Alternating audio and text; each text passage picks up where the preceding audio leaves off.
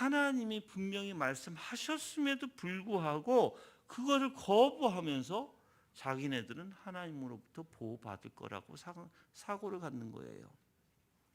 그걸 이중적이며 왜곡된 태도다라고 우리가 말할 수 있는 것이죠. 오늘날에도 마찬가지입니다, 여러분들. 교회의 외형적 형태만 유지하면 된다고 생각해요. 내가 종교적 형태만 유지하면 된다. 하나님께서 심판하지 아니하실 거다라고 착각합니다. 나는 교회만 나오면 되고 하나님의 말씀 들으면 되고 그리고 나는 헌금을 내면 되고 그냥 교회 나와서 찬양 성가대 또는 교회 나와서 어떤 직분을 갖고 아니면 교회 나와서 뭐 그냥 생활하면 자기네들은 하나님으로부터 심판받지 않을 거야라고 생각하는 거예요. 그렇지 않죠? 그건 착각입니다. 그건 왜곡된 사고예요, 여러분들. 성경에서는요, 참된 신앙이 제도적 형식에 있는 것이 아니라 하나님과 올바른 관계에 달려 있음을 분명히 말하고 있어요. 그래서 마태복음 7장 21절에서 23절까지는 뭐라고 얘기하시냐면 나더러 주여 주여 하는 자마다 다 천국 들어갈 것이 아니요 다만 하늘에 계신 내 아버지의 뜻대로 행하는 자라야 들어가리라. 그날에 많은 사람이 나더러 이르되 주여 주여 우리가 주의 이름으로 선지자 노릇하며 주의 이름으로 귀신을 쫓아내며 주의 이름으로 많은 권능을 행하지 아니하였나이까 하리니 그때 내가 그들에게 밝히 말하되 내가 너희를 도무지 알지 못하니 불법을 행하는 자들아 내게서 떠나가라 하리라 얘기해요. 무슨 말씀이에요, 여러분들? 그들은 주여 주여 하나님 앞에 기도도 하고 귀신도 내어 쫓아요. 여러 가지 권능을 행해요. 그렇지만 예수님께서는 뭐예요? 나 너하고 아무 상관이 없어 라고 얘기하시는 거예요. 그럼 예수님은 뭘 원하신다는 거예요? 바로 관계예요, 관계, 여러분들. 그러면 하나님과의 관계가 뭐예요? 하나님과의 관계는 하나님을 알려고 하는 거예요. 하나님을 더 사랑하려고 하는 거예요. 하나님을 더욱더 의시하고 하나님 앞에 내 모든 것을 맡기는 것입니다. 그게 하나님과의 관계의 원리예요. 근데 그런 관계를 하기 위해서는 뭘 해야 돼요? 여러분들이 부단히 묵상, 은혜의 수단을 가지고 묵상하고 기도 가운데 부단히 여러분들이 하나님 앞에 더욱더 나가야 돼요. 그러니까 나가야 된다는 것은 알아야 되고 하나님을 붙들고 기도해야 되고 더욱더 하나님 앞에 집중적으로 생각하고 마음에 하나님의 말씀을 담아야 된다는 뜻이죠. 그래서 형식적인 종교 그리고 참된 경건은요 완전 반대가 되죠. 지금 에레미야 시대의 유다 백성들은요 종교적 외형만 유지하면서 하나님의 뜻을 따르지 않는 위선을 보입니다. 그러면서도 그들은 자기가 잘하고 있다고 생각해요. 근데 여러분들 그들이 아까도 얘기했어요. 그들이 착각은 뭐였어요? 성전과 제사장 율법이 그리고 선지자들이 있다는 것이에요. 자신네들에게 있으니까 자신네들은 안전하다고 생각하는 거예요. 실제로 우리에게는 율법을 가르쳐줄 제사장이 있고 지혜를 가르쳐줄 지혜자가 있고 말씀을 전하여줄 예언자가 있어 하면서 예레미야의 경고를 무시했던 것입니다. 어떻게 보면 형식만 갖추면 하나님의 심판을 면할 수 있다고 생각하는 거예요. 여러분들 교회 출석하고 봉사활동한다고 해서 겉모습으로만 안심하고 정작 마음속의 회개와 순종은 외면하는 그 위선이 우리에게 존재해요, 여러분들. 교회 다니는 것 자체로 구원 얻는 것으로 착각합니다. 교회 다니면 자동으로 나는 구원 얻는 것으로 착각하고 하나님의 말씀에 순종하지 않는 거짓된 안전에 여러분은 빠져 있지 않습니까?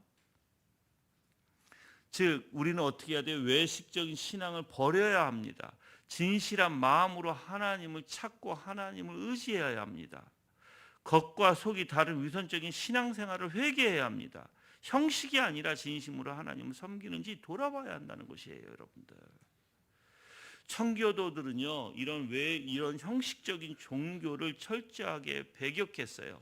그래서 리처드 쉽스라는 청교도 사람은 참된 경건은 형식에 있지 않고 마음의 변화에 있다라고 강조했습니다. 단순히 교회 출석하고 직분을 유지하는 것이 하나님의 은혜를 보장하지 않습니다.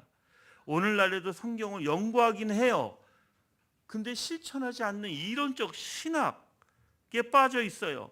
신앙을 단순히 교리로만 이해하는, 회개와 거룩한 삶을 실천하지 않는 신앙의 형식주의가 존재한다는 것입니다. 우리 교회도 그러지 않나 저가 걱정이에요, 여러분들. 진짜 우리의 마음은요, 하나님이 원하시는 마음이 어떤 마음이실 것 같아요? 상하고 가난한 마음이에요. 그럼 상하고 가난한 마음은 뭔지 아세요? 여러분들이 하나님 앞에 얼마나 가치가 없는 존재인지 깨닫고, 하나님 앞에 무가치인 존재를 깨닫고 하나님 앞에 겸손히 엎드리고 하나님을 의존하고 오직 내 마음에서 우러러서 하나님을 바라보는 것입니다. 그런데 우리는 그런 마음은 없고, 회개하고자 하는 마음은 없고, 그냥 그런 생각조차도 안 하고 있다면 그건 문제가 될 거예요, 여러분들. 일하기 바쁘고 하루에 매일 묵상했느냐, 기도했느냐, 얼만큼 열심히 마음 담아서 했느냐라고 물어보면 매일 바쁘고 힘들고 지치고 어렵고 애들 키우느라고, 우리 교회는 애들이 많아서.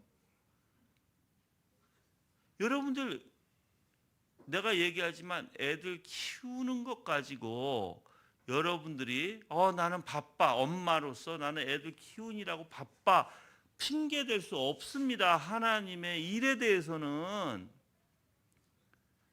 근데 내가 보면 우리 교인들은요, 애 키우는 게 무슨 상급을 얻은 것처럼 그거를 핑계로 삼고 있다라는 거예요. 내가 묵상하는데, 내가 기도하는데, 하나님께서 나한테 주어진 사역을 하는데 방해 요소가 아이들이 돼버리면 어떻게 될까요? 여러분들 생각해 보세요. 어떻게 할까요? 그러면 하나님이 이렇게 하시면 어떨까요? 너 그게 진짜 그 아이들이 방해 요소가 돼? 그러면 내가 그 아이들 데려가면 어떨 거야? 그렇게 하시면 어떡하려고 그래? 예? 그러니까 그렇게 생각이 없이, 내가 볼 때는 생각이 너무 없어도.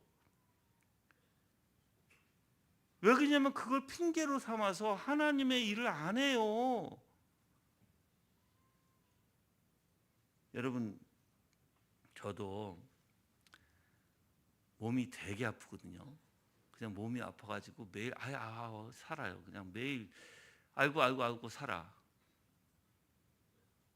근데 여러분들, 몸이 아프다고 해서 해야 할 일을 미룬다면 어떻게 될까요? 아이들 키우느라고 바빠서 하나님의 일을 미루고 하지 않는다면 어떻게 될까요, 여러분들? 여러분이 잘 생각해 보셔야 돼요. 혹시 여러분의 삶이 앞뒤가 안 맞는 외식주의자가 아닌가 생각해 보세요. 하나님의 말씀으로 인한, 분명히 신앙이 올바로 서야 되는데 올바로 세워지는 그 신앙에 걸림돌이 되는 일들이 여러분이 그거를 핑계 삼고 있는가 한번 보시라고요. 아이들이 핑계인지, 바쁘다는 핑계인지, 등등 여러 가지, 몸이 아프다는 핑계인지 등등 여러 가지가 있을 거 아니에요, 여러분들. 절대 여러분들 형식주의자, 외식주의자가 되지 마세요. 그리고 하나님을 섬기는 일은요, 가장 중요한 거예요. 여러분의 목숨보다 더 중요한 게 하나님을 섬기는 일이고, 하나님 앞에 올바른 마음을 가지고 하나님 앞에 올바른 신앙을 갖는 게 여러분의 목숨보다 더 중요하다고요, 여러분들. 그래서 하나님께서는 단순히 어떠한 율법과 예언, 또 우리가 얘기하는 어떠한 이론적 신학 또는 어떠한 교리만 보존하는 것이 아니라 하나님은 그 말씀에 순종하는 것을 원하세요, 여러분들. 이사야에서도 얘기하잖아요. 하나님이 원하는 건 뭐예요? 즉 짐승을 갖다가 아무리 하나님 앞에 제사를 드려봐요. 그 하나님이 원하시는가? 역겹다 얘기하시잖아요. 하나님께서 원하시는 건 뭐예요? 바로 순종이에요, 여러분들. 겸허한 마음 속에서 하나님 앞에 순종하는 것입니다. 순종 없이 어떻게 하나님 앞에 영광을 돌릴 수 있으며, 순종 없이 어떻게 하나님을 내가 영화롭게 할 수 있나요, 여러분들? 있을 수가 없죠. 그래서 여러분들이 올바른 신앙을 갖기 위해서 때로는 이 세상에 홀로 서기를 해야 될 수도 있죠. 또 세상이 우리를 올바로 내가 신앙을 가지려고 하면 오히려 세상은 또 주변에서는 환경적으로 나를 더욱더 힘들게 할 수도 있어요, 여러분들. 바쁘게 할 수도 있고 나를 무너뜨리려고 할 수도 있어요, 그렇죠? 그렇지만 우리는 두려워할 필요가 없죠. 왜? 하나님이 우리를, 그래서 여러분들이 아셔야 될 게 있어요. 아까도 얘기했어요. 내 하나님의 말씀을 통해서 내가 더욱더 겸손히 엎드리면서 하나님 앞에 순종하게 나가기를 원하는 것이 하나님이 우리를 긍휼히 여기시는 원리죠. 다 회개 원리가. 근데 회개하려고 하지 않고 오히려 하나님 앞에 불순종으로 가면 하나님은 뭐예요? 우리를 심판하실 수밖에 없다 그랬어요. 똑같은 이치예요. 여러분들이 즉 이 세상에 있으면서 내가 열심히 하나님의 일을 하고자 할 때 하나님이 지켜주시는 거예요. 근데 여러분이 하나님을 등한시하고 하나님을 알아가는 것을 여러분이 남몰라라 하고 여러분이 게으르고 핑계대고 이 핑계 저 핑계대고 하나님이 여러분들 도와주실 줄 알아요? 아니에요. 그건 착각이에요. 그러니까 내가 사람들을 가만히 보면 좀 앞뒤가 안 맞는 말을 하는데 내가 그게 뭔지 정확하게 알려드릴게요. 보통 사람들하고 얘기하면 목사님 나는 힘들거나 지치고 나는 요즘에 너무나 바쁘고 그래서 나는 하나님의 말씀을 잘 묵상도 못해요. 기도도 잘 못해요. 그러면서 뭐라고 하는지 아세요? 그렇지만 하나님께서 나를 붙들어 주실 것이고 그렇지만 하나님께서 나를 긍휼히 여겨 주실 것이고 그렇지만 하나님께서 나를 사랑하십니다. 그게 외식이에요. 무슨 뜻인지 아세요? 자기는 하나님 앞에 열심히 하지 않으면서 다 게으름 핑계 삼으면서 뒤에서는 항상 그게 복음주의가 똑같은 거예요. 복음주의도 똑같아요. 그러면서 하나님은 나를 사랑하셔 나를 긍휼히 여기셔 하시는 거예요. 한번 이렇게 해볼게요. 여러분들 살인자가 살인을 멈추지 않아. 계속 살인을 해. 그러면서 뒤에 가서 하나님 나는 하나님이 나를 사랑하시죠. 하나님이 나를 긍휼히 여기시죠. 하나님이 나를 사랑으로 보듬어 주세요. 이렇게 얘기할 수 있나요? 없죠. 똑같은 이치예요. 그러니까 여러분들도 마찬가지예요. 여러분들도 하나님 앞에 열심히 하지 못하고 하나님 앞에 순종하지 못하고 하나님을 전적으로 의뢰하지 못하는데 그러면서도 뒤에서는 내가 이럴지라도 하나님 나를 사랑하시고 이럴지라도 하나님 나를 긍휼히 여기시고 그게 외식이라고요, 여러분들. 앞뒤가 안 맞는 소리라고요. 내가 얘기했잖아요. 하나님은 어떤 사람을 그래서 내가 회개 원리도 올려드렸어요. 제가 그저께 올려드렸죠. 회개라고 하는 것을 많은 사람들이 나는 죄인이라고 얘기를 해요, 그렇죠? 그렇지만 핵심적인 게 뭐냐면 우린 죄를 질 수밖에 없어요. 우린 죄인이에요. 그렇지만 어떤 누가 긍휼히 여기고 하나님 앞에 은혜를 받고 하나님 앞에 사랑을 받아요? 열심히 내가 무너질지라도 다시 일어서는 자, 어려울지라도 다시 주님 앞에 나가는 자, 어떻게 힘들지라도 주님을 분명히 붙들고자 하는 자, 그런 자가 하나님 앞에 정말 은혜가 있는 자고 믿음이 있는 자라고 얘기했잖아요. 근데 사람들은 그러지 않아. 그냥 나태해. 그냥 게으름에 빠졌어. 하나님 앞에 열심히도 하지도 않아. 그러면서 이 핑계 저 핑계 대면서 하나님을 나 사랑해? 그건 절대적으로 올바른 신앙도 아니고 여러분이 뭔가 지금 착각하고 계시는 거예요. 하나님은 누구를 긍휼히 여기시고 누구를 붙들어 주신다고요? 하나님 앞에 나오는 자, 하나님 앞에 전적으로 매달리고자 하는 자에게 나오시는 거예요. 그래서 하나님은 우리의 방패가 되시는 사람들, 그런 사람들, 하나님을 더욱더 붙들고자 하는 사람들에게 방패가 되어 주시고 우리가 참된 신앙 위에 서 있을 때 하나님께서 우리를 넘어지지 않도록 붙들어 주시는 것입니다. 에레미야 생각해 보세요, 여러분들. 에레미야가 이렇게 외치기까지 얼마나 힘들었어요. 혼자 외쳤어요. 때로는 운물 안에 갇히기도 했어요. 그들이 가둬버렸어요. 얼마나 외로웠겠어요. 얼마나 힘들었겠어요. 그렇지만 에레미야는 뭘 붙들고 살았어요? 말씀을 붙들고 살아갔잖아요. 이 세상의 비난에도 오직 주님의 말씀만 붙들었잖아요, 여러분들. 그럴 때 하나님이 에레미야를 굳게 잡아주시고 붙들어 주시는 것 같이 우리에게도 붙들어 주신다고요. 자, 이제 여러분들 삶 속에 어렵고 힘든 점이 있을 거예요. 근데 진지하게 한번 생각해 보세요. 진지하게. 왜 우리가 이 문제를 어려워하는가? 어떤 문제도 상관없어요, 여러분들.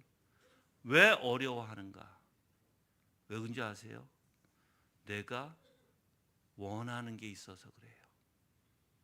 즉, 내 뜻대로 안 풀리니까 힘들고 어려운 거예요.